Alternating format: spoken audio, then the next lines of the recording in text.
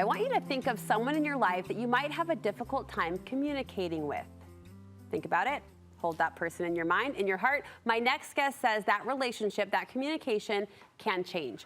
Studio 5 relationship contributor Dr. Matt Townsend is sharing 6 research-based relationship tips to help you more easily connect with difficult people. I am so glad that we're talking about this because sometimes I think it's easy, even in a healthy, connected place, to write people off. Like, I'm just going to shelf that person, not worth my energy. And you really don't have to. They're just little tricks. And I've learned a lot of them working with people all day. Sure. And then if you just do a few things, then the relationship laws take over. First one, lead with the golden rule. And we think that's just the Bible. But the research is clear. There's this principle called reciprocal affection. Okay. We like people that like us, period. So if you can show me you like me, then I will like you. So anybody that you think doesn't like you, the key, like them. Show them you like them. Treat them the way you'd want to be treated.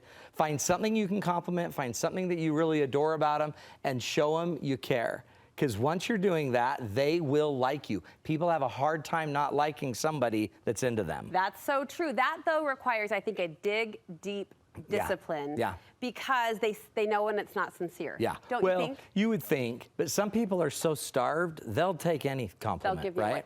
And so you want it to be sincere. And a lot of times there are things that you like about this difficult person, but one of the reasons that they might be so distant and cold is because they don't even like themselves. And so if you can find something that is uniquely special about them and highlight it, and I call it witness it, be a witness to that special thing. I love that. Then they get to get what we call a social mirror. They get to see that they're pretty awesome. I think children are naturally good at this too. Oh, like they know how you feel about them, That's right. and they respond accordingly. Like they react. Every time. Kids are the great incubator of all of this. So test it with kids, then work up to grandma. All right, here's another practice, another principle. Be that person's biggest cheerleader. Cheerleader. People need to know they belong, and the research is clear that a lot of us don't feel like we belong. And so, for example, an in-law relationship, if I come in and take over your child and they become mine, then all of a sudden I have a competitive relationship with my in-laws instead of a cheerleading relationship. So if they can see that I'm not competing with them, I'm part of the team, and I'm one of your greatest cheerleaders. So when you get there, hey guys, let's go see grandma. Did you see what grandma did? And then cheerlead the good stuff that she's doing. There might be some things you don't like. Don't cheerlead that. But be there as a support for them so that you're actually making their circle of love bigger instead of cutting it in half. This is so good because everything you're describing is who we want to be. It's all who we want to be. Ultimately, right? Let's make it about our character. Totally. That's right. Center conversations on common ground. Many of us think that opposites attract, except the research is pretty clear that they don't. Opposites tend to divide us, but commonalities attract us. So we are attracted to like-minded people and things. So a key when you're dealing with somebody that's difficult is find the common ground. What's the thing that you both, hey, we're both humans and we're both breathing.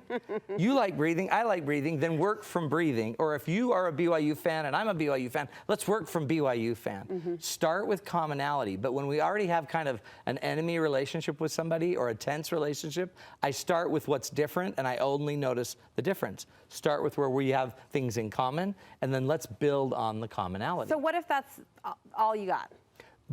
Hallelujah. Pool there. You got that. Yeah, okay. And if you'll just go there, what's weird is people will, again, like that you like that about them. And it might always feel like a shallow relationship because all we ever talk about are the Cougars, but it's something. Yeah. And then from there, generally what you do is if you start dedicating more time to them, you're actually going to find more things you have in common with these people, right? They're still in your circle.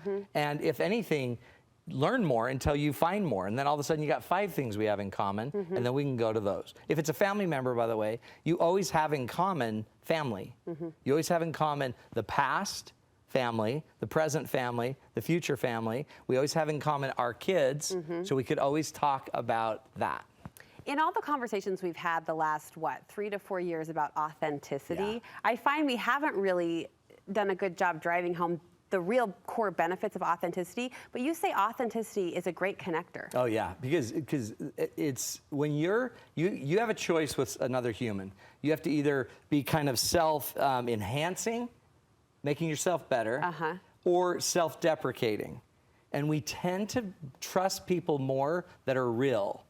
and aren't perfect and can show you where they're not and can talk about where they're not. So instead of taking a moment to always make yourself better than this person, take a specific turn showing them where you really struggle.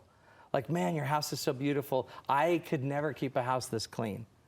This is not my forte. You are so good at that. And then be real.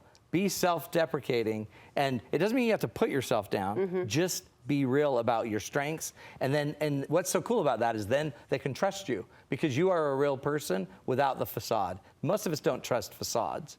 We need to know what's going on in the heart, behind the walls. All right, this next one really surprised me. Yeah. You say if you have a challenging time communicating with someone, you should let that someone serve you. Serve you. That feels uncomfortable. Well, of course. But the weird thing is the research shows that people like after who they serve. So whomever they're serving, it increases their feelings towards them. And some of that is because it makes them feel good. And they actually like how you make them feel because you allowed them to serve.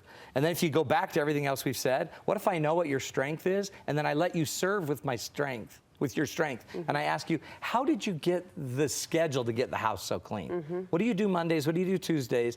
Can you help me do that and figure out a schedule? Now I let you serve me, and you can see I'm into you, and I'm cheerleading your accomplishment, and now all of a sudden we're working together for something cool. And in the weird thing, they'll end up liking you. They will because they like themselves when they're serving you. There it is. Right? Praising people is kind of an easy way in, but you invite us to make that praise a little more specific. Yeah, if you be sincere and specific. Don't give general praise. You're a good human. Give a specific praise. Man, how you immediately reacted to when so-and-so fell down, that is Grandma of the Year award. That was amazing to me because I saw it and it took me a few seconds to get moving, but you were on it. That's sincere praise. And then that actually resonates with them that you are actually a witness and you're seeing the good and you're actually willing to say it. So I see you and I'm with you and I will always see the good in you. So sincere praise and positivity is, we already know research-wise, positivity elevates. Yeah. If all we can do is leave somebody elevated, not fake, right. but sincere, which is why the real data matters, because then they'll believe it. Yeah. Then all of a sudden, I feel better because I've lifted. You feel better because you've been lifted. I love this, Matt, because it's not about managing the other person or improving the relationship even. It's about being who I want to be. So thank you so much. Now you're your best self. You've got some upcoming events, MattTownsend.com. Holy cow. We're going to Puerto Vallarta. Yes. And we're going to another place, Zion's. There it is. Oh, my heavens. And these are our great retreats.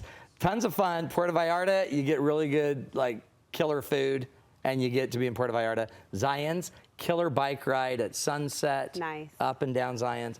Amazing stuff. The whole time, though, we're working on relationships, teaching principles like these in how to create more energy and love in those relationships. Yeah, if you're even thinking about it, go to his website, check it out. Details are there. Matt, thank you so much. Thanks, Brooke.